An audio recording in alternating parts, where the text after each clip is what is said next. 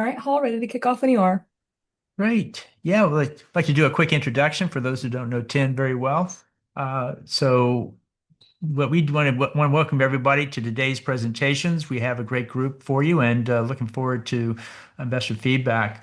But for those who don't know Tin, we help startups and investors connect for funding. Next slide.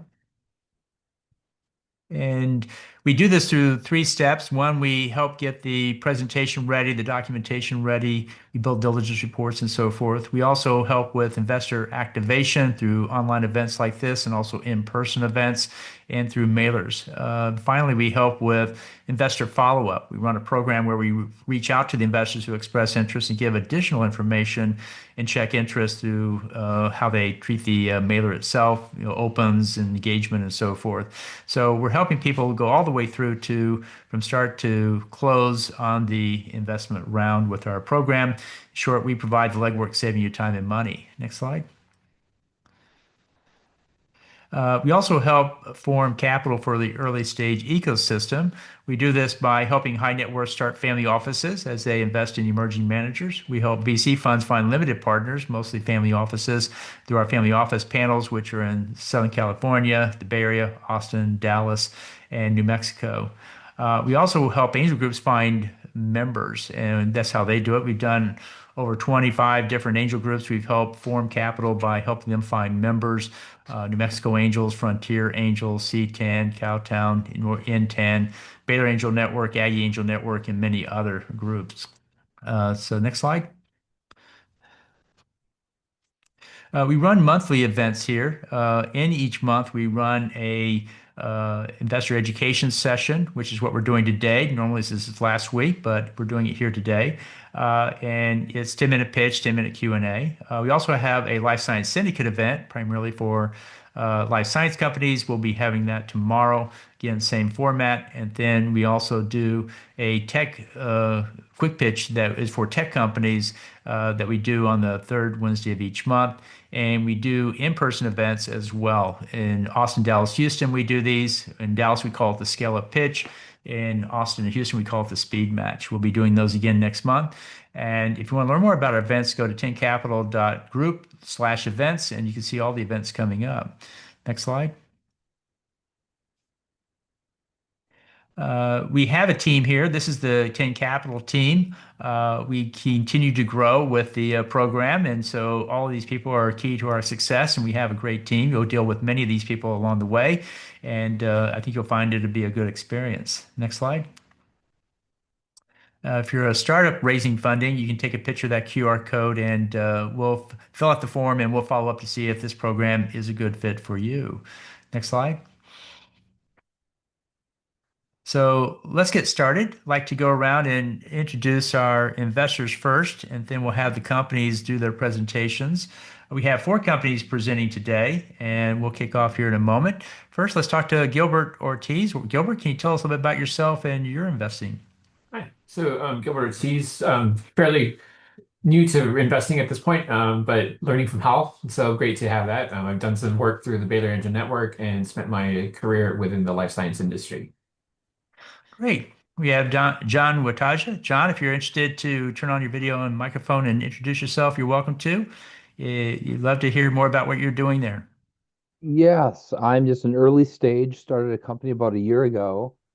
This is the first company that I've started and just kind of want to learn about investing and pitching and things like that, but kind of looking for, I have some angel funds. I have a couple SBIRs that I've been awarded to, so some non-diluted capital. But I think at this point, I'm going to have to start to look for some VC for my company.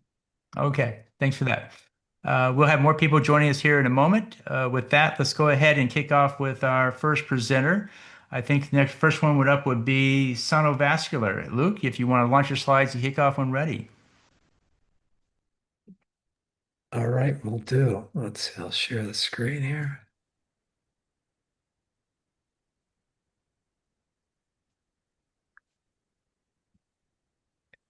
Go into. Okay, so hopefully you can see that. Let me just. Yes, we can. All right. Oops. Goodness. Move this out. Sorry. Thank you for the opportunity to present. My company is called SonoVascular, and we are developing a novel new catheter-based therapy to treat venous and arterial blood clots. And we are using a combination of mechanical and pharmacological therapies in order to dissolve and break up clots. And we call that technology sonothrombectomy. The two disease states that we are attacking from the outset, the first is called deep vein thrombosis, DVT, and the second is called pulmonary embolism. Deep vein thrombosis is one of the most one of the two components of VTE that I had mentioned, and it's a major cardiovascular disease that is comparable to stroke in terms of its incidence. DVTs occur when clots form in the deep veins, which are basically typically the lower extremities. And the risk associated with DVTs is that part of the clots may break off and travel to the lungs, causing pulmonary embolisms, which can potentially be a fatal complication. There's around 200,000 DVT cases in the United States, so it's a pretty significant problem for patients. It has a low direct mortality, but it does contribute to deaths by virtue of these clots breaking off and forming DVTs. Overall, for VTEs in the United States, there's about 100,000 deaths that occur annually. Pulmonary embolism, which is the second disease state that we'll be addressing, is these clots that basically travel into the lungs and obstruct blood flow. Obviously, because of the potential reduced oxygen exchange, it can cause significant strain on the right heart and can result in death. About 40% of all VTE patients are pulmonary embolisms. And as mentioned previously, about 100,000 deaths that occur in the United States. High mortality, 10 to 30%, if you have untreated or severe cases of PE, and you've got sudden death that occurs in about 25% of cases. So today, the treatment options are basically two. One is anticoagulation, which are basically oral anticoagulants that the patient would take to try to dissolve clots. This does not provide early resolution of clots nor the symptoms. So as a result of an imperfect treatment options, over the past decade, there's been a significant increase in catheter-based interventions, which are used to treat these blood clots. There are two different categories of therapies. One is the mechanical solutions, and these are catheters that basically get delivered into the blood clots to either suck out, just think about a straw, the catheter serving as a straw, or they have little baskets, mechanical baskets that basically remove the clots physically by just scraping through the vessel and retrieving the clots. Problem is that there's significant limitations with these mechanical solutions. You've got blood loss, as I mentioned, with this straw-like aspiration. There's vascular trauma because these devices can damage the vessel walls. And you've got valve damage. So the venous system has valves that are essential to helping push the blood back up into the to the heart to recirculate. The other technology that's available is pharmacological technologies, and basically those are catheter devices that are used to push up into the clot, and then they basically elute very significant amounts of thrombolytic drugs to dissolve the clots. Problem there is that when you use this technology, the patient must get delivered into the ICU because treatment length, procedure time is basically anywhere from 5 hours to 24 hours. So there's a significant cost of care to the hospital. So that's a significant limitation to the thrombolysis procedures. So the question is, What if thrombectomy could be a faster, safer, and more complete procedure? We believe that we've developed such an improvement on the existing technologies through this sonothrombectomy system. Simpler procedure. It's very easy to use, so we believe that we'll have wider adoption by clinicians and hospitals. Safer, increased amount of clot reduction that enables better functional outcomes. And it's a combination of this mechanical therapy as well as the pharmacological therapy because we're delivering very low doses of thrombolytic agents. And it's done in the cath lab. So it's a better economics for the hospital than for having a patient being treated in the ICU. So initially, the therapy started off on the left with catheter-directed thrombolysis, and over the past 5 years, that ball has shifted to the far right into the mechanical procedures. However, both the thrombolysis and thrombectomy mechanical procedures have the limitations that I described. We believe our procedure, which is a combination hybrid therapy called sonothrombectomy, will have better outcomes than both of the existing technologies. How do we do this? Well, it's basically the use of focused ultrasound. We basically combine that ultrasound with microbubbles that are delivered with a mix of low-dose thrombolytic agent via a very small diameter catheter in order to basically dissolve the clot in a very safe and gentle fashion. What does it look like? This is the catheter that we have developed. It has very low profile, like I said, 12 French, which is about 4 millimeters of outer diameter. The tip of the catheter deflects very gently and allows the operator to direct the ultrasonic energy towards the clot that is blocking the venous vessel. As we indicated, the key value proposition is that it is a cath lab-based procedure, so it's very attractive reimbursement rates for the hospital. You get better clot reduction, no blood loss, and no vascular trauma or valve damage.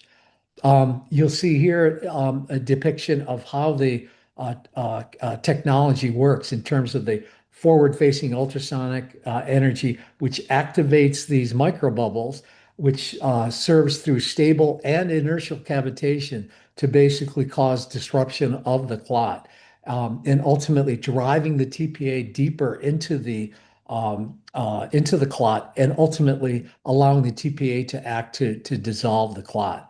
Here's a little video that you'll quickly see an animation that depicts how this works. As you see the microbubbles activated, they'll start to contract, expand, and some will explode, causing this deep penetration of thrombolytic agent that is softly and gently dissolving the clot.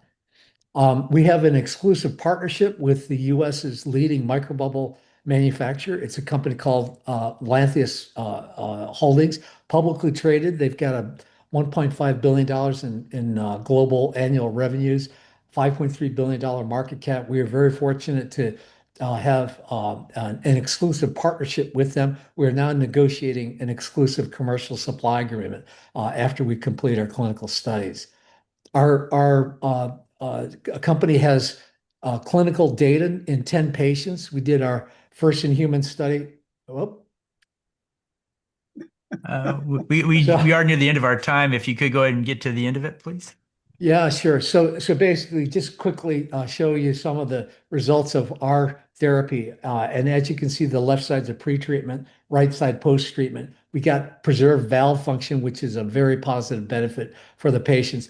The photo here in the middle where it shows the clot retriever thrombectomy procedure, you basically see it creates open lumen, but there's no valves. So in any event, I've taken too long so I'll just skip through. We've got a very distinguished a group of scientific advisors, and we're hoping for some indications outside of the two that we're focused on with PE and DVT. Current fundraising, we're targeting to raise about $6 to $8 million with an $18.5 million pre-money valuation. And with those funds, we will hope to complete in 2026 IDE approval in order for us to initiate our DVT study, as well as complete the or initiate the feasibility study for pulmonary embolism. Good exits. There's some big acquirers that are out there that want to get into this space. We've had two notable acquisitions over the one in January of 2025 of this player number two acquired for 4.9 billion. And just this past January, Boston Scientific acquired the leading player for $14.5 billion. So that's just proof of the size of the market and attractiveness to the strategic medtech buyers. So that's our value proposition, and I'll stop there. Great. Gilbert, what's your question about this deal? Interesting technology. Have you done any sort of validation studies as far as, like you mentioned, there's no valve shown on the vein afterwards. Has there been any sort of study done to verify the, I guess, rigidity or how complete the vein itself stays after the treatment? Just concerned is like the microbubbles. Our follow-up data is only at 30 days, and basically at 30 days, and we have 6-month data for 7 out of the 10 patients, but we actually don't have any confirmatory data that relates to the structure of the vessel following our procedure. It's basically just an assumption that with this more gentle approach that there's going to be less valve damage as a result of these images that you've seen in that slide that I presented. Interesting. Okay. And then you mentioned, sorry, a second question real quick. Sure, go You ahead. mentioned this is better for the hospital because of the treatment being in the cath lab versus the ER. Have you done any sort of analysis as far as actual dollar time, like actual dollars for the treatment versus what they're looking at right now, so they can do sort of a cost analysis for it? So our procedure, our cath lab procedure, at least in the 10 patients, it's typically competitive with the current technologies. There's better reimbursement and established reimbursement codes if the procedure is done in the cath lab versus the thrombolysis procedures, which require that the catheter be placed in the cath lab, but the patient gets moved into the ICU where they have to be monitored for anywhere from 5 to 24 hours because of the danger of the thrombolytic. And they're infusing a much, much larger dose of thrombolytic agent than our procedure is using. Okay, so that makes sense. And that's where like I said, it's more beneficial for them. Okay, that would make That's sense. correct. That's correct. So the Okay. hospital economics is much more attractive. Perfect. Thank you. Sure. Thanks for the questions. Sure. So I had a few questions myself, and the first one was about the number of patients in the clinical validation. You have 10 so far, and it sounds like you got some pretty good results from it. But what's the next step with the clinical trials? So right now, what we are doing is preparing to submit our de novo submission to the FDA in order to first gain approval for this device. Now, microbubbles are treated as drugs and classified as drugs by the FDA. So we had to basically get confirmation from FDA that our product would not be considered a combination drug device combination product, but rather a medical device technology. And the FDA has confirmed that assumption. So that's a very significant risk mitigator for us because the study that we'll need to run for this de novo classification is a 100-patient study with only 30 days of follow-up in a single-arm study. And we'll initiate that study. Basically, the current plan is to file in August and get that approval in September of 2026. So we'll not be able to generate any additional data until we get that de novo clearance to begin the U.S. pivotal study in the United States. Right. My second question is around physician adoption. This is a new program, a new strategy. What do you need to do to get physicians to adopt this new process and put it into their workflow? Fortunately, this technology and the procedure is quite, well known and recognized by the physician. You see here that I don't have my pointer, but there's a lumen in the catheter here. I don't know if you can see my pointer, but this device will ride over a guide wire Mhm. that's Yeah, we see it. delivered to the clot. And once you deliver the catheter to the clot, you start to activate the ultrasonic energy and the very steady flow of microbubbles and thrombolytic agent. This is a common procedure for the physicians that do these deep vein thrombosis procedures and the pulmonary embolism procedures done in the same manner. It's going to be the same catheter that's used. The question is, can we complete the procedure for DVT and PE in a time frame that's competitive with the existing technologies? And the answer is fortunately yes. Now, obviously, the deep vein thrombosis clots can run anywhere from 10 centimeters in length. The longest clot that we treated in the clinical first in human study in South America was 54 centimeters. So these clots can be very, very long, and the treatment time will depend upon the length of the clot. So we're highly confident that the technology doesn't really require any special training for the physicians. They'll do a couple cases and they'll be sufficiently capable of doing the procedure without any clinical support from the SonoVascular staff. Great. My final question is around reimbursement. How does reimbursement for this product compare to the competition? And how do you think that might play with the hospitals? Is this sufficient to get them to adopt it? Fortunately, all these reimbursement codes are already established, and the existing incumbent players are selling under those Mhm. reimbursement codes.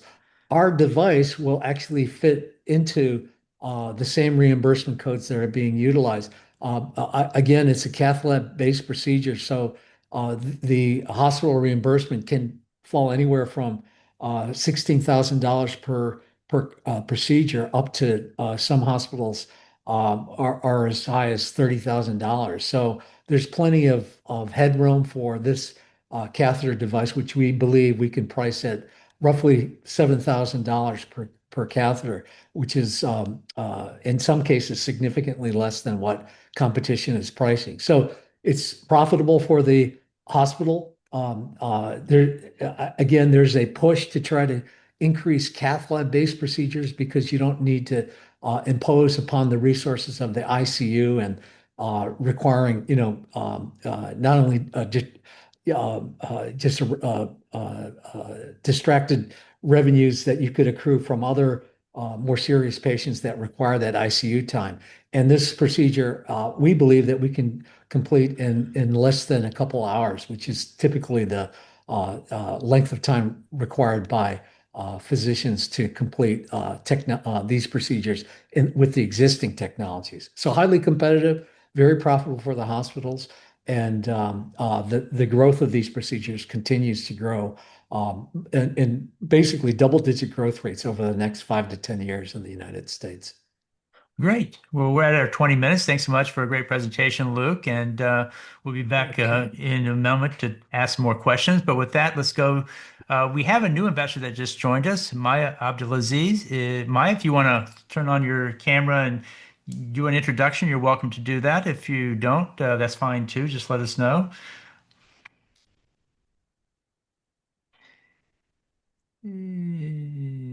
Okay. With that, let's go to our next presenter, Francois Khan of Pharma and Silica. Francois, go ahead and launch your slides and kick off when ready.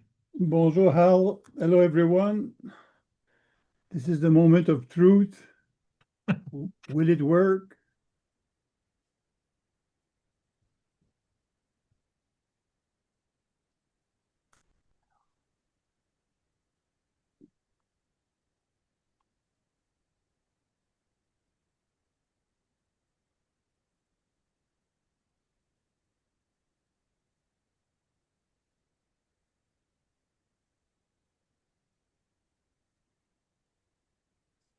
So are you seeing something?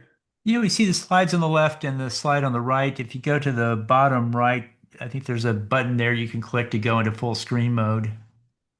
To the right, to the right, one more to the right. It looks like a picture stand. There, that's it. Click that one, and we'll see if we go into full screen. Oh, no. Yeah, yeah, now you're it. Go ahead. I'll need 1 second so my heartbeat goes down a little bit. He's Oh, it's laughing. fine. It's fine. It looks good. Thanks. So sorry about that. This is my moment of fear of everything. That's it. So I'm François Arcan from Pharma and Silica. I'm in Quebec City. So we're going to have ice rain tonight. Other than that, it feels like almost spring. Um, I'd like to present today an opportunity to improve the life of a cancer patient and to save $1 billion to the health systems. I'd like to start by saying that we're a Quebec-based company and a IND enabling stage. We've met the FDA already and all is good. We have today 100 interested investors through the 4 chapters of Keritsu and others. We have a lead investor from Toronto, a term sheet, a data room, and the due diligence report is in preparation. Chemo drugs are an essential part of the onco arsenal. They sell for $18 billion and it's going up. Paclitaxel is the dominant drug of that family. Two toxic formulation dominate the $7 billion market, Abraxane and the very old and very bad Taxol. It's a neglected market that brings a really tough adverse effect on people because clinicians use the drug to carpet bomb the body so they can control the tumor growth. Pneumonia is one of those effects that could call for an hospitalization. And there's a $4 billion saving just for 2 drugs that are used to prevent or cure anemia and infections. We propose to avoid these expenses by not causing those adverse effects. So that would be cost and harm saved for patients and payers. It would be also superior efficacy and well-being gains. We've tried a comparison between the current standard of care, which is Taxol, and Upacli, and we found that on a 3-injection, 3-week regimen, the Taxol is exposed to the tumor less than 6 hours because it disappears almost after injection, while Upacli, our drug, stays in the body for the whole 21 days. That increases the probability of on-target delivery, but you might wonder, could that cause more damage than Taxol because it's more exposed? What we found in murine studies is that the purple bars are high. They represent Upacli carrying the paclitaxel, they represent the white blood cells that are not depleted, like the gray bars, which are Taxol. So the immune system is still at work during the 21 days of a regimen. As well, we found an efficacy predictor in the fact that there's 5 times more drug in the tumor than with Upacli. So we're proposing a de-risk platform for chemo drugs, and we have evidence that it's going to be safer, and we have strong predictors that it's going to be more efficacious than the 2 standard of care. We're about to start the murine efficacy study, and we have high confidence that we can modulate the particle if needed so with our mastery of the Silica engineering. How are we going to make money with that?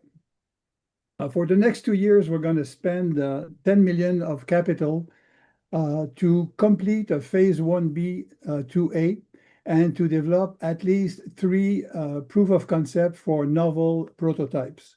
Then we're going to sell licenses and manufacturing deals to big pharma, which could lead us in 2029 with good human results and a first license to exit opportunities at a value superior to $2 billion. The first thing we're going to sell is Upacli, that optimized paclitaxel I mentioned, for long breast and other cancers. We're going to offer that to the former kings of chemos, those who were making $1 billion 15 years ago, and for those who distribute the generic versions of the same drug that make hundreds of millions today. We'll also offer to the cutting edge oncopharma a platform so they can enable their novel products and maybe resurrect failed projects. We'll also offer them our own the projects that are underway, including multiple drug delivery and super ADC. The money will be made basically on the upfront of licenses. Over the last 2 years, upfront at phase one, we're getting 28 million to 58 million on cash down for a theoretical value of $500 million. So we assume that selling those licenses will get us into profitability and autonomy just with the upfront payments. If you look at the positioning of various drugs, and I can take more questions after, but roughly what you see is that Upacli with superior safety and non-inferior efficacy compared to Abraxane and Taxol would get prices around what Abraxane was getting when it was not a generic. And if we were showing superior safety and efficacy, we believe that our partners could sell the drug in the area of immunotherapies like Keytruda. With 3.5 million raised so far since 5 years, we've built our own production capacity. So we're autonomous from CMOs, from preclinical lots and clinical lots. We also got an accelerated US pathway for our first product, a 505(b)(2), and we are at about 15 months to IND for very little lung cancer. We also built our team that are specialists in the things that are important for us, which is product development, silica chemistry, and deal making. We have experts that complete those skills, and we're about to hire a medical director and a couple of fractional business development, regulatory, pharmacoeconomic consultants, many of them from the US. We also are protecting our treasure, which is also the treasure of our shareholders. We have 3 families of process patents in 8 territories. More than half of them are granted. 2 more are coming, including a composition of matter. We're almost paranoid with the industrial secrets. So that's why we want to keep manufacturing in-house as long as possible. For a short period, we can accept up to 1.5 million of investment at the valuation of 2024, which is $7 million US. And it's on a first come, first basis. Our current shareholders are all accredited investors. We also have Investissement Québec, which is a Quebec-based economic development bank. There's no controlling shareholder. We manage everything by qualified majorities. So, in summary, I'd like you to invest in what we do. We've shown murine predictors of superior efficacy and safety. We've got the FDA fast track, so we're saving about $2 million a year of preclinical costs, issued IPs, and clear milestones that are well distributed for value gains year after year with exit opportunities that should come in 2029. We're also going to have a big deep dive. 100 investors are invited. It's going to be on March 24, and I will invite anyone interested to hear our experts discuss what we've done so far. That's all for me, Hal. What's next? Great. Let's go to Gilbert. Gilbert, what questions did you have? Francois, love the presentation. I actually spent the early part of my career in radiation oncology, so this is near and dear to my heart. When you talk about Taxol and your new drug, how does it compare as far as efficacy rates? And I'm a scientist by heart, so I'm gonna go into some of the science for it. As far as like you mentioned, also the other question I have is when you mentioned that the drug keeps circulating, um, is there a fall off or a half-life for it before it reaches that sort of Taxol barrier, or is it just there until it's completely removed? Okay, first of all, the drug is the same. It's paclitaxel. Okay. Taxol, Abraxane, and us, same generic drug. Okay. Um, the notion of half-life doesn't apply here because what you have is a very small truck, 14 nanometers truck that circulates stealthily. So what we've shown is that the nanoparticles are eventually captured by the spleen and mainly by the liver, and they are Mhm. excreted normally. And we have seen no obvious traces of free paclitaxel during circulation. When the sum of the particles reaches the tumor, they enter the tumor environment by going through the fenestrations or the pores in the bloodstream that feeds the tumor. And then the particle encounters the more acidic environment and a very messy um, um, environment. And at that point that the drug is released, either in the microenvironment or after internalization in the cell. So the drugs is precisely released in the tumor. Because of the environment, it's like I said, the change in the acidity for the environment Yeah, causes the release of the drug. Okay. yeah, and the fact that we're very good with silica chemistry and we have very good friends in biodistribution and so on makes us confident that we can adapt that release at different rhythms and favor internalization and so on because we're good with that the capacity to program the cargo dumping of the truck. Okay. When you mentioned the manufacturing, what would manufacturing cost run right now versus if you had to scale up to supply somebody for, let's say, a 100 patient study, and then if someone were to go and to roll this out into their clinic, what would that look like?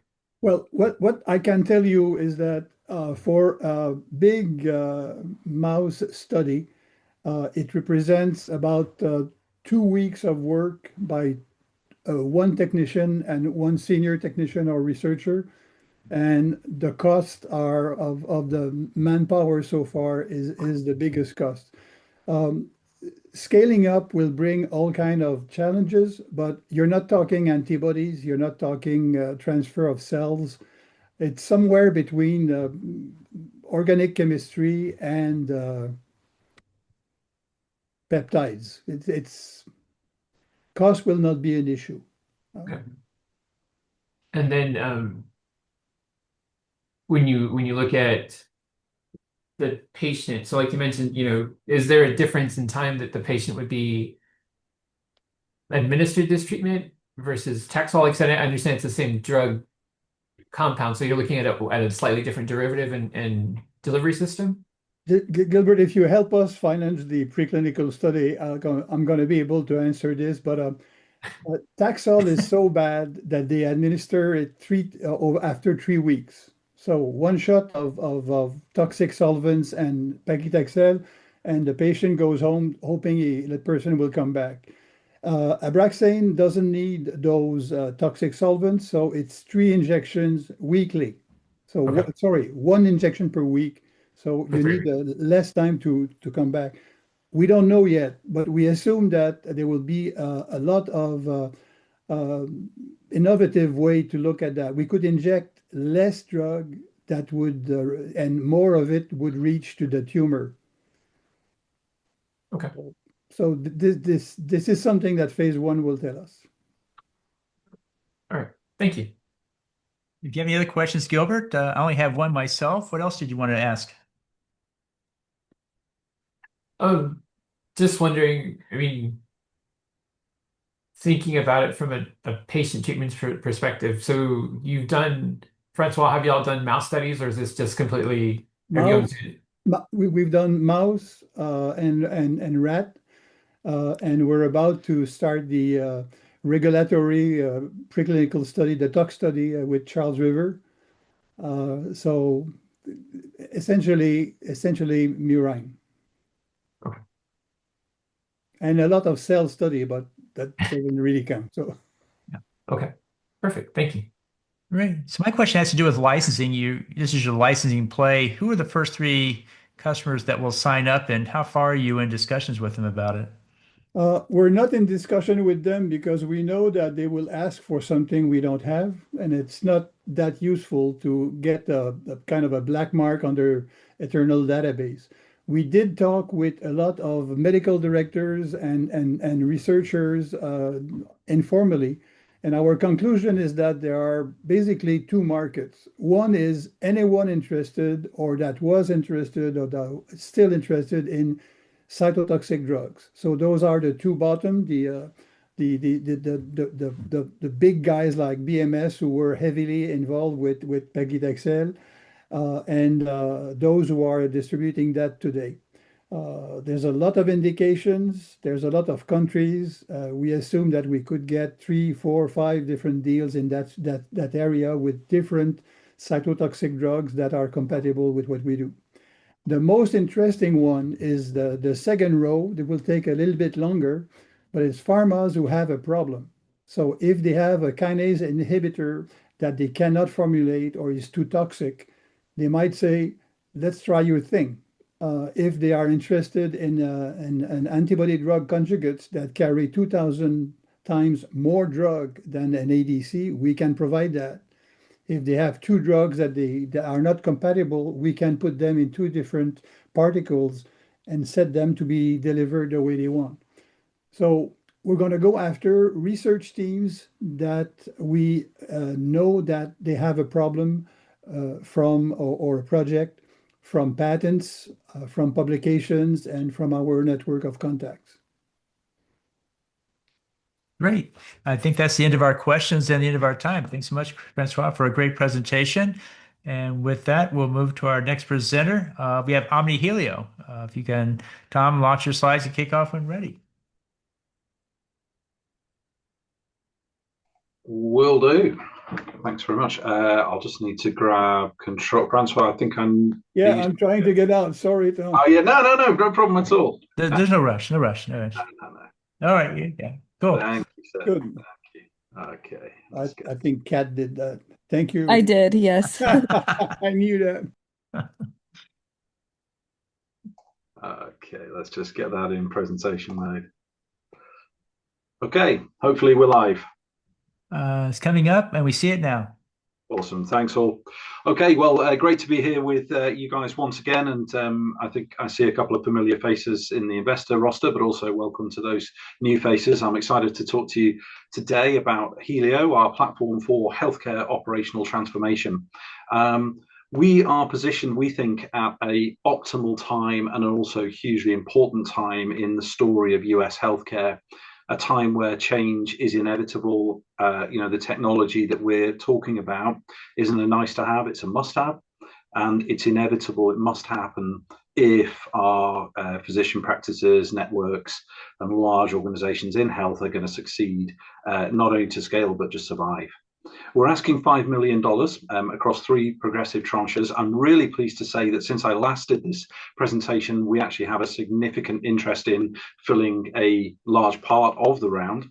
I won't count any chickens until they're in the yard, but that is a good conversation and continues late this week. So we would welcome further interest as we go along. So I touched on the issue just there, but real quick, I think any of us who have experience of the US healthcare market, but hey, this is a global thing actually, is that we have a challenge across the board. We haven't got enough people, both clinically and operationally, in those roles to make the business of health happen and then be hands-on with patients when it needs to be. So we're looking at 3 million people plus missing from the US healthcare market in 2026, and that's going to get worse. And we're also getting pressure building on our teams and colleagues. And so that's driving turnover and burnout, costing anything up to $64,000, $65,000 every time it happens. And it's happening up to 20% of the time in many of our US health organizations. So hiring more people used to work. Even if we still wanted to do it, it's going to be tough going forward. And reimbursement, super, super difficult. 41% of providers are reporting issues with reimbursement rates, now rising in denials of 10% or higher. And those operational failures and comms issues are actually leading to legal exposure, with up to 30% of malpractice cases directly linked to a communication issue between the patient, their doctor, and the office. So what does that all mean? It means that providers are financially at risk, and particularly there's a new model, which is that we're about value-based, output-based care. So it's not about revenue based on volume, it's about revenue based on good outcomes. We should welcome it as patients, I guess, but operational failure is hitting those margins. Data, the key word for so many years, is now really portable and usable in health, but a lot of people aren't able or willing to actually take advantage of that opportunity. So the signals are there, but they're not being acted upon, and we're here to help with that. And scaling is just breaking manual workflows, whether that's telephone trees, the old whiteboards, Excel sheets, you name it, we've all seen it in health. That cannot scale, will not scale at the pace and size that we need it to in the US right now. So we've got to do more. We've got to work with that data. We've got to prevent operational and financial leakage. We've got to work from the center and help our teams at scale across multiple regions. And we've got to do all of that without introducing technology-led chaos. Now, Helio actually comes from the real world. Our two founders, Dr. Miriam Makovic and Jenny Gakic, actually worked for real in this, building one of California's most successful centers for women's health. They built that platform and service out and exited it at 8 figures. But the key story here is that Helio was actually built during that time. So Helio, the platform that we're talking about today, did not form part of that transaction and is now what we're raising money for directly. But it was born in that crucible of real world healthcare business management. So we automate task management, we read right from the EMR seamlessly, we help teams manage across multiple locations and huge scale, and we provide reporting to see what's going well and what's not going so well. And I mentioned CWC there, but actually I'll skip that and come on to Anixis. We've actually got new data coming out of a brand new customer. They actually reported this to us rather than us going out and looking for it. So these guys are a single location, so you can imagine how it would scale. But they've already saved over $3,000 a month on labor cost reductions, $500 a month on legacy software. They've cut workload up to 30%. They've got an extra 10 hours of capacity for more valuable activity post-implementation. But here's the real interesting bit. 79% of new patients are now automatically captured digitally, 56% of patient requests automated, and 50% more new patients are captured. So we're affecting margin, we're affecting revenue growth, and we're affecting the sustainability of the business, all of those key metrics that we were talking about a moment ago. Now, for sure, you wouldn't expect me to insult your intelligence by saying this isn't a busy marketplace, but we do think we stand out. Why do we stand out? Well, because typically you have one of two approaches. You either do really, really awesome communication with patients and make that super streamlined, or you're really great at the back office and the business of healthcare. The point of Helio is to do both. And that is what differentiates us, again, because we came from that crucible of growing a real world, very large, very successful medical practice in California. So we outcompete not only because we do what we do really well, but because we do more. We're a different offer to the market. So we actually reduce the number of tools that they would be needing. And this is a really big market. So I'm going to focus on the SOM, the SOM. We think at least $3 billion market, which is growing rapidly, 12% compound growth. And we think it's largely untapped in this space at the moment. And we're super clear that we only need to get after MSOs, that's managed services organizations. And by doing that, we have a network effect. We can hit many, many offices in one deal rather than having to go clinic to clinic for revenue growth. So how do we go to market? Well, because of our background, we have some really compelling people, and it certainly makes my role both pleasurable and a lot easier. So what we do at the moment is exec team-led interactions with peer-to-peer conversations in very, very large MSO networks. That network strategy means we get a one-to-many ratchet on our activity. So you'll see across our sort of forecast growth there, For example, in 26, we're forecasting 8 contracts. I think we are doing well on that ambition, but that would net us 210 providers. If we look at a couple more years, 42 contracts, we'd be knocking on sort of 2,500 providers more if we sign bigger MSO groups, which is entirely feasible and plausible. But to emphasize, we're currently leading this as an exec team because of our experience in the market, and it's also very, very capital efficient. We're not looking to hire a huge sales team. We don't need to hire a huge sales team. This product is readily understandable by the market and is addressing a real need. And what we think the output of that is going to be is that through our super simple pricing, it's extremely simple. You buy a license and then you pay by how much you use the platform. We're going to be seeing average contract values, ARR, of, depending on the size of the customer, between sort of $7,500 a year through to plus $1 million deals for those larger MSOs.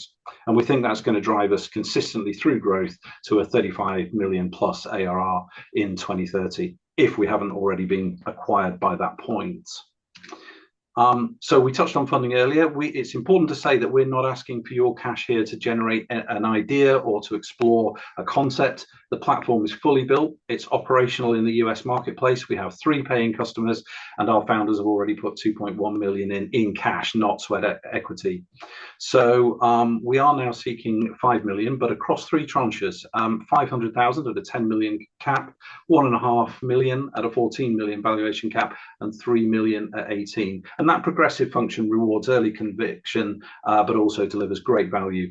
Even at that 18 million, we will be seeing a multiple X return at exit. We think the route to exit is extremely clear within 4 or so years. An EMR vendor, MSO looking to outcompete its peers, or a competitor. It's an extremely well-worn path in our space, in the medical SaaS space, and we believe it's realistic for us. We've brought together a fantastic team. I mentioned our 2 co-founders, Dr. Makovic and Jenny, but we also have some great advisors that we've recently brought on board. Klaus, who was former CTO, CIO at CVS, and also digital officer at Memorial Sloan Kettering. And we're also delighted to have Michael and Mikhail on board from H3T, who are our technology partners. They're also incredibly well networked in this space. We continue to build out the board, and we actually welcome investors who may be interested to join us actively as well as passively. Hopefully that's given you a flavor of the opportunity, and I welcome any questions. Great presentation, Tom. Gilbert, what are your questions? Yeah, great presentation, Tom. I had a question. You just showed the $299 per month and unlimited users. So that's $299 per month per site, or is it $299 per month per department? How does that work? Yeah, per provider. Yeah. So we just figure out with the client, what scale of organization are they, and then the price scales there, and also they would pay an additional usage fee, which is largely driven by their activity on platform, which itself is largely driven by API calls made out to the EMR. Okay. And then the infrastructure needed to roll this out, what does it look like? Is it a package that you guys provide, or is it something that they've already gotten in-house? A bit of both. So we are hosted on AWS. It's completely cloud based, and so it's extremely easy to scale and deploy. But you've hit on a really key point, which is that integration with the EMR, which is something they already have, is critical. So we've spent a lot of time and money making sure that we have a very, very flexible and well-architected API to mean that we can work flexibly with the leading EMRs in market. So you're absolutely right, Gilbert. What we're saying is that we're going to leverage tech that these guys already have in their facilities. And right now we're best integrated with Athena. So for example, Privia are one of the really large MSO networks, and we're reaching out to those guys. They're going to leverage that existing tech by saying, well, hang on a minute, we already have this EMR, but what we can layer on top is an even nicer patient communication, task management, task allocation platform without having to do a thing about the thing that will drive the core of our business, which is the EMR. So you're absolutely right, and it's a really good shout, because in healthcare so often it's just a quick move over to this new platform, and yeah, for sure we wanted to avoid that. So we're here to build, not to sort of rip out and replace. It's very interesting. Yeah, because like I said, that's always the pitch, right? Like it's a quick build in, and then Yeah, yeah, 2 years later, they're still working on it. yeah, exactly. I mean, we always say the tech is kind of only, I don't know, pick a number, 5, 10% of the thing. It's about the human change, the process change, the adoption, the confidence, all of that stuff. And, that also is really important for us. I mean, look, I am pitching here, but genuinely the feedback we get, and we've been very careful about our early customers. We want them to be partners as well as just paying customers. And we'll learn from them. But because of the medical background that we have in the business, it's landed really well. It's doing what we hoped it would, and they're finding it a very easy lift and actually just focused on the benefit. Nice. How long does it? Two questions. How long does it usually take for the rollout? And then the other question would be, for the web-based service, have you seen any sort of decrease in the quality? Because I'm thinking about, from an imaging standpoint, right? Like when someone does a lot of imaging through web, you see that pipeline slow down. Have you experienced any of that, or are you just not at that, I guess, level yet? So taking those in turn, typically around 2 weeks for a smaller location, and then we would just kind of roll from there. If you were doing a multi-site organization, then you could be looking at, a period of months. But we do that concurrently so that we could actually speed it up. There's no sort of particular, compression that we have in terms of capacity. We can manage very, very large rollouts, but typically around 2 to 3 weeks from kind of contract signature to go live for a small mid-size office. You raise a great point. The critical point here, which also helps us with regulation, is that we're not passing medical information and imaging. Like you, I spent a little bit of an earlier part of my career in medical imaging, PET-CT, and my wife is a nuclear medicine technologist. So I spent a lot of time looking at those things, and yeah, for sure, getting those big kind of multi-slice images off and down over the cloud will be a challenge. What we're doing is we're really focused on the operational improvement, and where it really talks to the EMR is, if you imagine you called in, you wanted to have a conversation with your provider or the office about a couple of things. What it'll do is just pull the record summary in an appropriate format as well. It isn't just verbatim. If it's just an admin question, we're not going to be surfacing clinical detail, but it'll just pull that record for the member of staff in the office so that they're appraised of what you might want to talk about in readiness. But we're not there to actually supplant the EMR, and they would still do all their business on the EMR. But great question. Thank you. I appreciate it. Great. My question, Tom, is you sell to MSOs. Who is the decision maker there, and what do you have to do to convince them to buy it? Yeah, great question, Hall. I think we have a couple, and we've been doing a lot of work on our kind of ideal customer profiles. So I'm actually going to sort of work. I'm actually in active outreach right now. So Chief Operations Officer for sure. So they're super concerned with how well are we doing as we scale? What am I going to do about the challenges that I have? How do I make my revenue sustainable? Let alone profitable. So COOs are definitely smack bang in the target, but the other one is actually chief growth officers. So for those looking to encourage individual providers into their network and actually take advantage of the benefits that could come with scale, they need to make sure that they're able to welcome them into the family without adding operational overhead. And that's what Helio helps with. It's great to acquire practices and bring them into your network, but actually, if you then inherit a bunch of disconnected workflow, approaches and communications issues, you're actually adding drag and actually losing margin. So chief growth officers are actually really interested. And finally, another group that we think are going to be highly receptive, and we have begun conversations and outreach, is actually the people who are investing in the MSOs themselves, private equity, because of course they're looking for maximum return on that investment, and they need efficiency to do that. So we think that's another really good angle, because they can then encourage the network that they've invested in to consider us. And what's the sales cycle time from start to close of the sale? You talked about the rollout part, but just to get to the close, what time frame are you seeing? Yeah, I think typically for a smaller office, it's pretty compressed. I think, we could be looking at just a handful of weeks because the value is immediately apparent. We're all adults here. I think for a big MSO, just because they have the, regulatory and shareholder requirements on them, then you'd be looking at probably, a handful of months to get from initial contact to a close. And we are realistic for that. And that's actually why we've not shown a kind of hockey stick ramp here. We want to be very realistic about the market. We understand it. And we think that if I just flick back to, so we're in our first year, 26 here. we're only talking about 8 contracts deliberately for that purpose, to be super realistic about revenue growth. But the other thing to say is that once this is entirely sustainable from a revenue point of view, because one deal accesses hundreds of providers and many clinics. And so what is your ideal customer profile, or what you know about it so far? I would say the ICP is at a organizational level would be a MSO, and they do break into a few areas. So we're looking at specialty roll-ups, and we're also looking at the kind of Privias of this world, where they're looking to bring disparate and individual offices into their network. So at an organizational level, it would be those, and from a buyer level, it would be the COO and the growth officer. For slightly smaller organizations, we have actually, I won't name them, but we have actually had direct dialogue with the chief execs, where it just makes immediate sense and they're able to make decisions.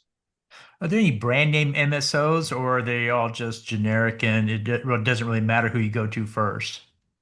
We have been really careful in who we do go to first. So we have deliberately picked Athena using MSOs, and there's a pretty long list of those, about 29 of them. Okay. And we also, and yeah, there are some really well-known names in there, but we also, I know Privia is one of them.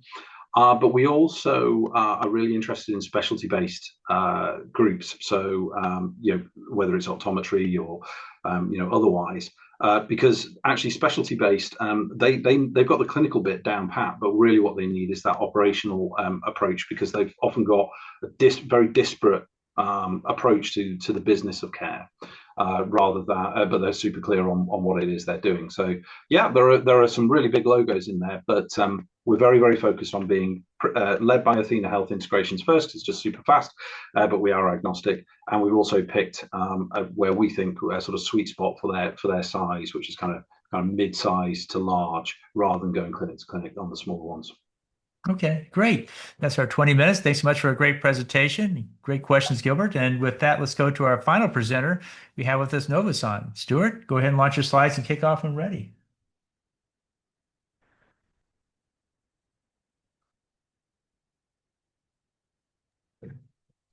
Just had to get the sound working here. Everybody see those slides okay? Yeah, we do now, yes. Okay, cool. Technology works. I love it. So I'm Stu Mitchell. I'm the founder and CEO of Novuson, where we are using sound to eliminate the excessive burning of patients' tissue and literally clear the smoke screen. This will make surgeries faster and more precise without risking the health and safety of patients or the healthcare workers. So if you've ever wondered about what happens during a surgical procedure, if you haven't had one, something that I found out firsthand as a research scientist at the University of Washington, working with surgeons in high-intensity focused ultrasound, where we'd use the current electrosurgical tools to prepare our animals, and people from neighboring offices would come and complain about the smell and the smoke from those electrosurgical devices. In discussions with the surgeons, they indicate this is something they deal with on a daily basis. And they, at the time, didn't really seem to think it was a problem. But when we evaluate a little bit further, we find out that it is a significant problem. So what we're talking about is the current electrosurgical devices, whether they're radio frequency, electricity-based devices, or ultrasonic devices, they cause excessive damage to the tissue. This burns the patient's tissue. It puts smoke in the operating room. It increases complications by about 250,000 per year. Increases the amount of time that the operations take, and that increases the long-term cost, depending on what the thing is, anywhere from $50,000 in direct medical costs up to malpractice cases over $1 million. The reason the current technologies on the market have excessive tissue damage is because they operate at extremely high temperatures, and they have to do that because they transmit energy into the tissue from the surface going inward. At Novuson, we do things a little bit different. We use high-intensity ultrasound, direct therapeutic ultrasound, which is more efficient. We transmit into the tissue and we cauterize from the inside out, which enables us to work at a lower temperature. It reduces all thermal damage, and we don't produce any smoke in the operating rooms. So here's our technology being used in an animal model. As you can see, this is a gastroepifloic bundle. It's the artery, vein, fatty tissue, and we use sound directed into the tissue. We weld it together and we cut it all with sound. So why we win is we operate at lower temperatures. We have less collateral damage. The economic impact will be fewer complications. We don't generate smoke. That'll result in shorter OR times, and we're more precise, which will result in faster recoveries for the patients. Compared to the other technologies on the market, we are competitive in all areas. Where we excel is actually in sealing time. We're around 2 to 3 seconds, as opposed to the 5 to 6 or 7 or 8 seconds that the other devices on the market operate at. We have significantly less thermal spread than they have, and we are fully functional in blood or other fluids, and we don't generate any smoke. So we end up with a precise, smoke-free surgical procedure. And we're building a platform technology. We're currently working on laparoscopic instruments at Novuson. They could also be converted into general surgical instruments. We can put our technology into surgical robotic systems, endoscopic systems, and we can be used in trauma. It's a huge market. It's $10.2 billion global market. We're initially focusing on a very specific segment of that market, that is women's health, in a procedure called a salpingectomy. That's an elective procedure. So our SOM will be at year 3 about 110 million. We have 2 revenue streams for our business model. The laparoscopic general surgery is a razor blade business model. The hand pieces that the surgeons use are a single patient disposable device. The generator is capital equipment. These are all priced midline of what the current technologies on the market are priced. And so what our model is we are making a superior product at the same price that the current devices are currently on the market. On the robotic and endoscopic surgery side, this is a licensing model. So it starts out as an R&D collaboration. The companies hire us to design systems that fit specifically in their surgical robotic system. And then as it develops, as it matures, it becomes a licensing and royalty deal. Again, pricing, we're looking at being priced right along the midline of the other devices on the market. Our go-to-market, it's a bottom-up sales model. It's all based on the number of sales people that we have, which will be a limited number by 2030, 10 salespeople. We're focusing on ambulatory surgical centers. And by 2030, we'll be in about 1,000 surgical centers selling about 121,000 devices per year. We're initially going to focus on states where they have passed laws mandating the mitigation of surgical smoke, and we will initially focus on ambulatory surgical centers that have a significant portion of women's health procedures. Currently, we've conducted studies, independent studies at several locations. We've demonstrated that our thermal spread is less than 0.5 millimeter. We've demonstrated that we have efficacy in sealing arteries up to 7 millimeters in diameter. We meet the FDA requirement of 90% efficacy, and we seal and divide in under 3 seconds and maintain the FDA regulatory requirement of over 240 millimeters of mercury burst pressure. As far as collaborations go, we have a letter of intent for $1 million from Salus, so $2 million from BM. We've done a strategic collaboration with MedBot and robotics, and we're in discussions with Endoscope and Ascalab. It's a clear path to market for us. Our initial thing is to get our first device on market, which is a straight 510(k) regulatory approval that we need. We've already met with the FDA once. We are currently planning to do another meeting with the FDA. We're going to target early adopters, work with professional societies, and again, go out and direct sales. Our next milestone is the regulatory clearance. We just had our kickoff meeting with Medical Consulting. It's a medical device specific consulting company.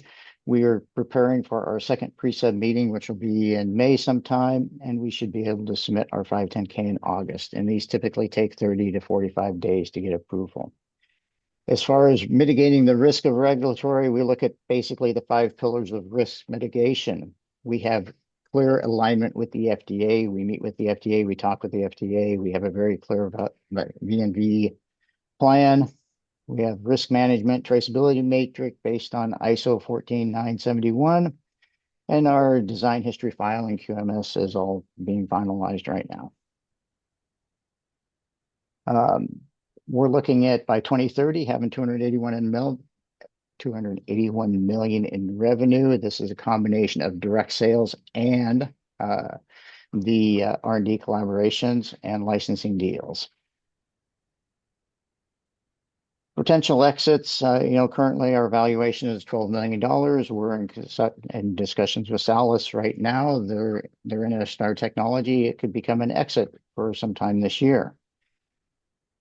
Most likely is actually after we get regulatory clearance. Again, Salus, VM, and Askelapp are interested in our technology. Once we get regulatory clearance, that would give us a bump up of twice the valuation, and it can just goes up from there, 4x, depending on how much traction you get in revenue, and up to 8x. The last acquisition in this space was Boulder Surgical, was acquired by Hologic for $160 million.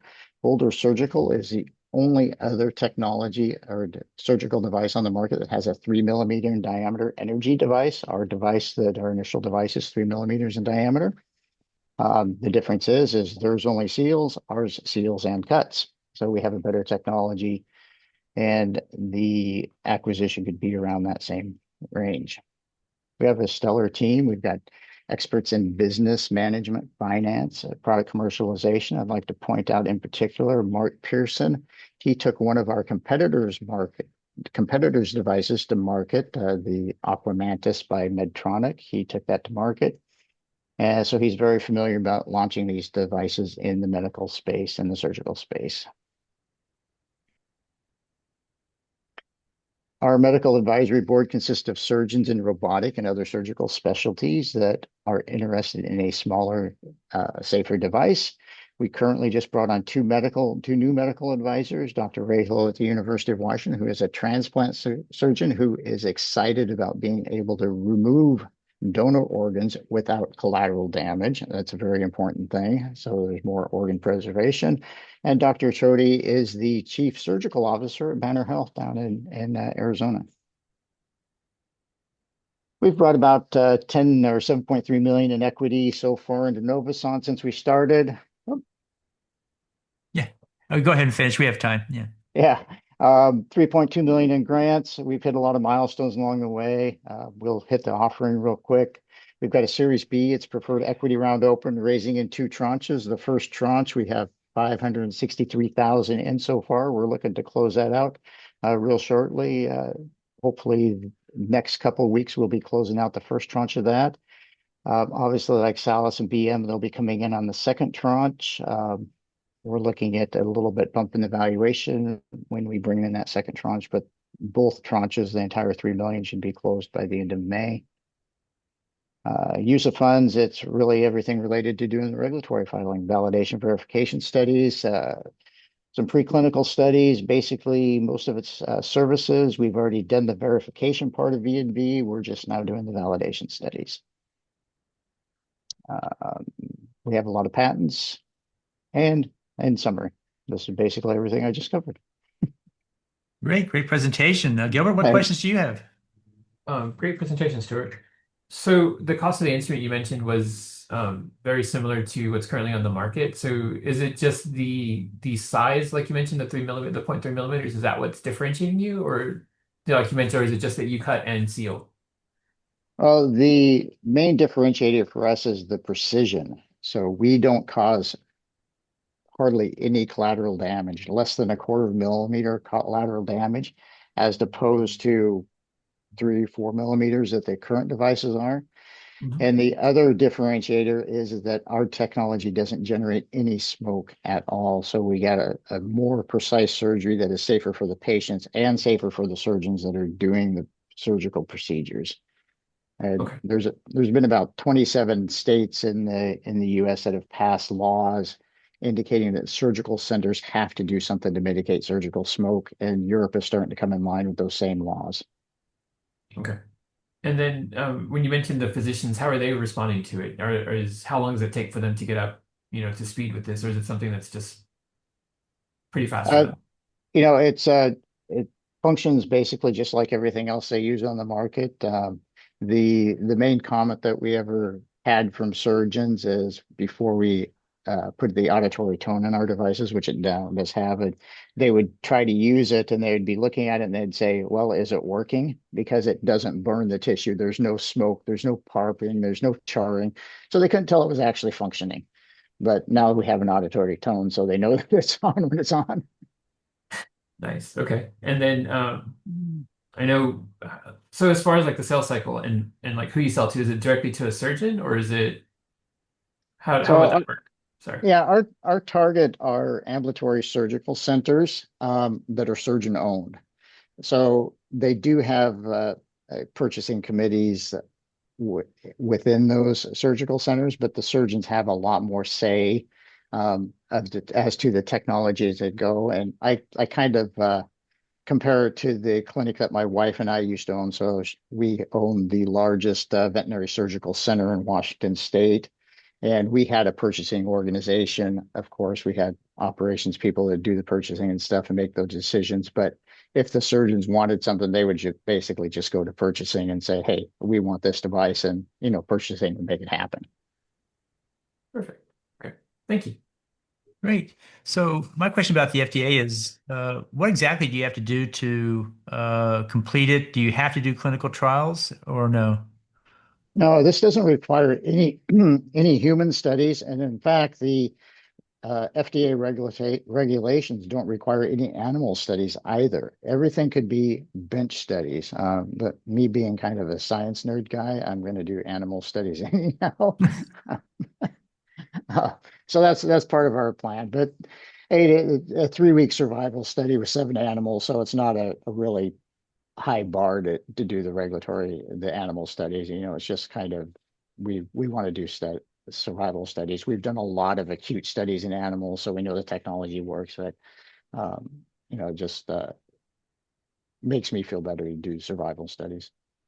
Great. My next question is, what improvement in surgical outcomes data that you give to the surgeons to get them to switch over to it? What are you finding is convincing, and where are you at with it right now?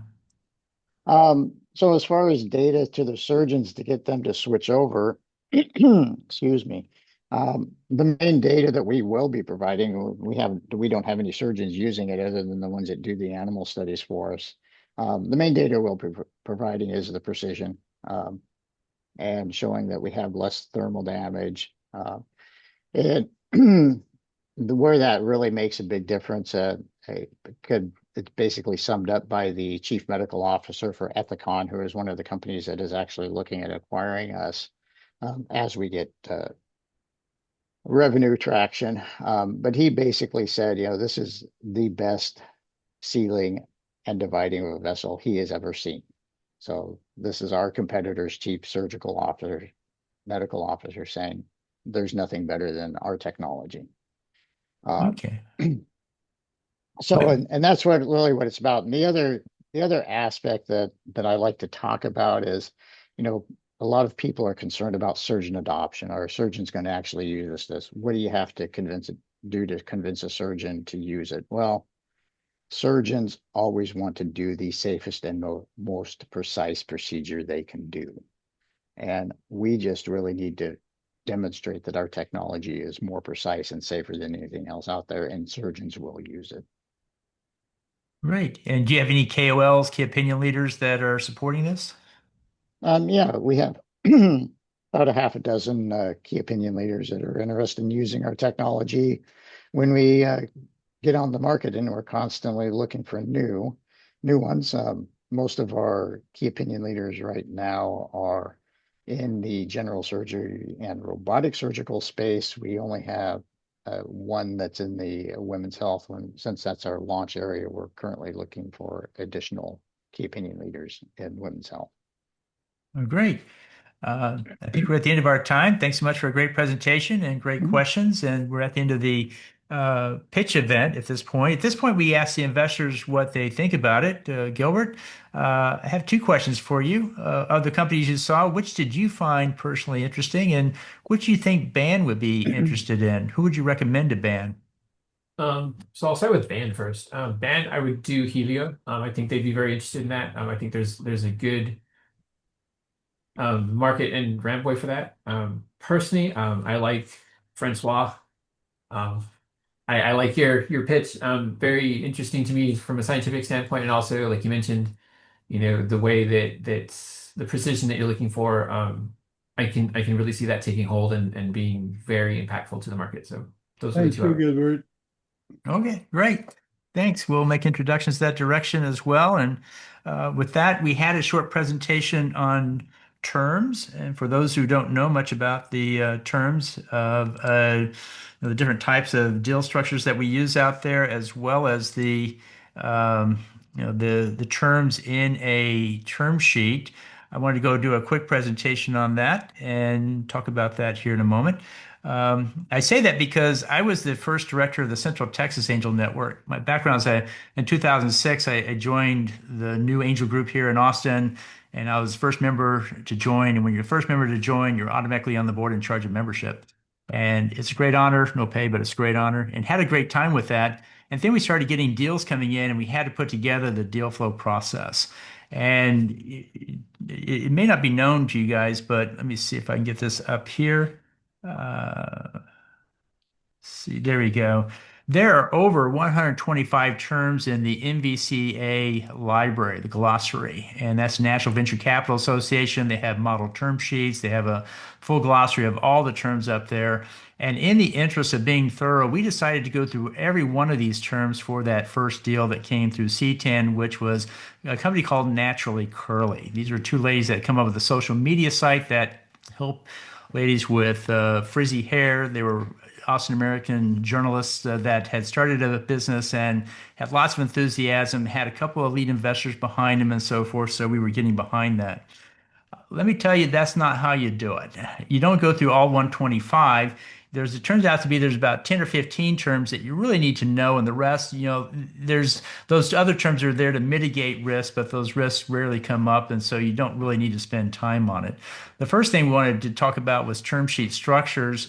There's equity ownership, there's safe, simple agreement for future equity, and convertible notes. These are debt instruments that convert to equity later. If you want to just go straight to loans, you just write a promissory note.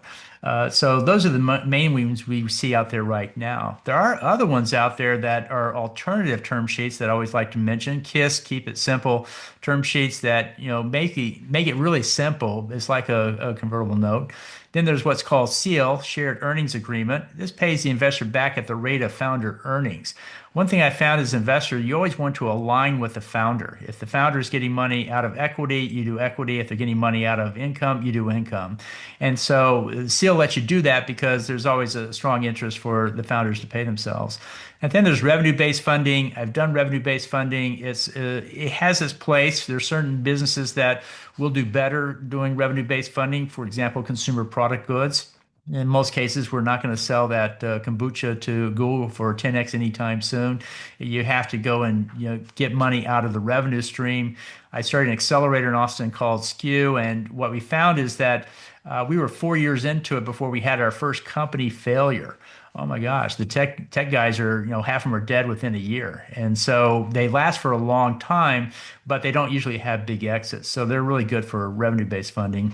Then there's the 3X and 3. It's a convertible note that has a 3-year maturity date, at which point the investor has the ability to go on the cap table for the equity they invested. 25 in is 25 on the cap table, or they can 3X it and go on a revenue share agreement, give the equity back, and then turn that in for a revenue share and get 3X your money at year 3. And again, there's some deals that just do better with revenue-based funding than others, and found that was a useful tool as well. So those are some of the term sheets that people use out there.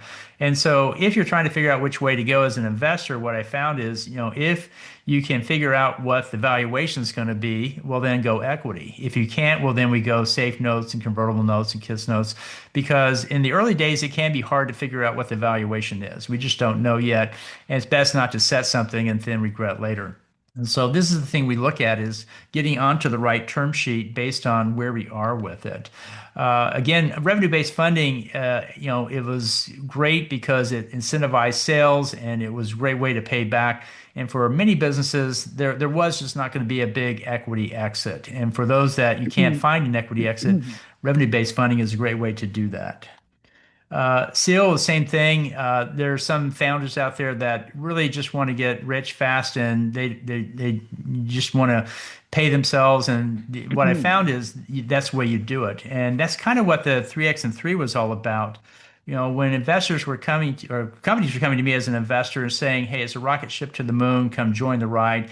And I'm investing on the equity. 3 years later, they come to me and they want to go to market rate salaries and they're not raising money anymore. And that seemed like the end of it and so forth. I wanted the ability to realign with them if they're moving from the equity exit to the payroll exit. Well, I just want to be able to realign with. That's what 3X and 3 does. If I go on a rev share agreement, I'm basically going on the payroll track with them, and that turns out to be a better thing. Otherwise, they're just paying themselves out, and there's no equity exit for anybody down the road. So again, there's different tools out there for different types of businesses. The key term I find coming up in the term sheet is the valuation. I've done the math on convertible notes and others and found that 80 to 90% of the return is going to come out of the valuation. All the other terms in the term sheet, like interest rate, discount rates, and so forth, will count for the remainder. It turns out to be a huge factor, so that's where most people spend their time. Some of the other terms you'll come up with or have to deal with is participation rights. Defines a right to invest in future rounds. And so you really want to be able to maintain your position in it as you go forward as an investor. So you want to look for that one. Also, there's drag along rights and protective provisions. You'll see these commonly in the term sheets. And basically it just says if everybody wants to exit, you need to exit with them as well. You can't stop the exit that's happening there. And drag along rights are common in many VC deals. There's also pro rata rights where I can just keep maintaining my position. I get pro rata offering for each round so I can maintain my position. And for the deals that are doing well, that's a key thing. You don't want to get diluted out of these things. There's also board and information rights, people to be on the board or to have information rights. The standard in most of these, while it's not usually very well defined, in most convertible notes it says you have information rights. You might want to define that more carefully with the founder. What exactly are they going to give us? Income statement, balance sheet, cash flow, every month, every quarter. Sometimes these things vary based on the state of the business. If everything's running steady state, it's once a quarter email. If we're in a crisis, we've run out of cash, we're about to close down, maybe we're meeting more often than that, like weekly. So these things do vary based on the situation of the company. One of the biggest ones we found at C10 when I started it was the liquidation preference. We started seeing these 1X and 2X liquidation preferences coming through, and we're asking, well, what is that? Well, it means the investors who have that get 1X their investment first, and then the rest is shared out pro rata. And sometimes we see 2 or 3X. And so it's something a red flag if you get too many liquidation preferences in there, but it does set a floor on the investor's return. And some people will ask for that as we go forward. There's also redemption rights, and that's what we use in the 3X and 3. At investor sole discretion, they get to redeem their equity position and go into equity or go into revenue share agreement, 2 to 5% of top line revenue until they get paid out. And this is when it turns out it's not going to be the rocket ship we thought it was. That's great. We'll just take a piece of the revenue going forward, and we'll just get a meaningful. 3X is not a huge take, but it's also a meaningful return on the investment that comes out. One of the other things we found at C10 was that it was often the case that we would invest founder shares in the investment because we wanted the investor or the CEO to stay with the business 2, 3, 4 years to accomplish the goals that they had set out. And if you invest the founder's shares, they're earning them back over those 2, 3, 4 years to maintain it. And if they leave early, well, there's equity left to pay the person that comes in behind them. So that became a common term that we come out with as well. One question I get from a lot of people is, what is this pre-money and post-money valuation you get? Well, the formula is pre-money plus investment equal post-money. and the investor gets the investment divided by post-money. So if I have a pre-money of 4 million, I'm raising 1 million investment. Well, 4 plus 1 equals 5 post-money. My ownership is going to be 1 divided by 5. The investment divided by post-money, that's 20%. And so it's the basic nomenclature that we use here, and you'll see that come up a lot. So those are some of the key terms I have. Does anybody have any questions at this point? Kind of went through that quickly because I think this audience knows this stuff very well. Probably doesn't need much of a tuner on it, but just wanted to thank everybody for joining us here today. And with that, thank you, Gilbert, for coming. Thank you guys for presenting. Hani, thanks as well. I'll reach out later to see if you have any feedback or interest in the deals, and we'll go from there. One other thing is we did have a guy, Maya Adelaziz, join us. We are running a MENA event at the end of this month. We have Middle East, North Africa investors coming in to look at the deals, and so we'll be coming back with what that looks like here pretty soon, but it's going to be March 31st in the afternoon. So we are trying to expand our investor network into the Middle East. We've had several people raise very well in some of those countries, and we are moving in that direction also. With that, does anybody have any questions before we sign off? All right. Well, thank you guys. I'll let you get back to it. Have a good day, and we'll talk to you soon. Thanks all. Thanks. Bye, everyone. Thanks. Bye-bye. Thank you, Hal. Bye. Thank you, Kat.